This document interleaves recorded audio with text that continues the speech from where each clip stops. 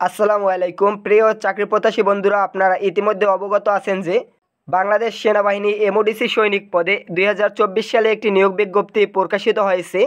আপনারা অনেকেই কমেন্টের মাধ্যমে এবং ফেসবুকে SMS এর মাধ্যমে জানতে চেয়েছিলেন এই নিয়োগ বিজ্ঞপ্তিতে কোন কোন জেলার প্রার্থীরা আবেদন করতে পারবেন এবং কোন কোন জেলার প্রার্থীরা আবেদন করতে পারবেন না। এই ভিডিওতে আমি বিস্তারিত আলোচনা করব বাংলাদেশ সেনাবাহিনী এমওডিসি সৈনিক পদে কোন কোন জেলার প্রার্থীরা আবেদন করতে পারবেন এবং কোন কোন জেলার প্রার্থীরা আবেদন করতে পারবেন না। সো ভিডিওটি না টেনে শুরু থেকে শেষ পর্যন্ত দেখুন, আশা করি এই বিষয়টি আপনারা বুঝতে পারবেন।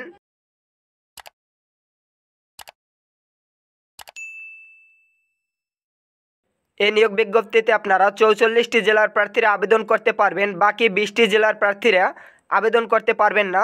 দেখতে পাচ্ছেন এখানে যে সকল জেলার প্রার্থীরা আবেদন করতে পারবেন সে সকল জেলার নাম এখানে দেয়া আছে।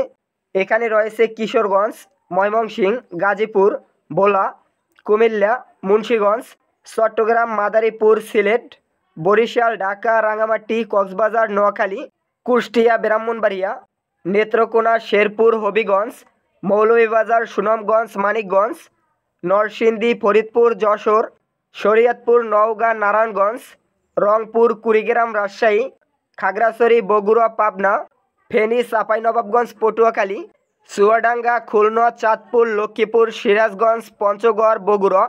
এখানে আমি যে 44টি জেলার নাম বলছি এ সকল জেলার প্রার্থীরা এই নিয়োগ সার্কুলারে আবেদন করতে পারবেন।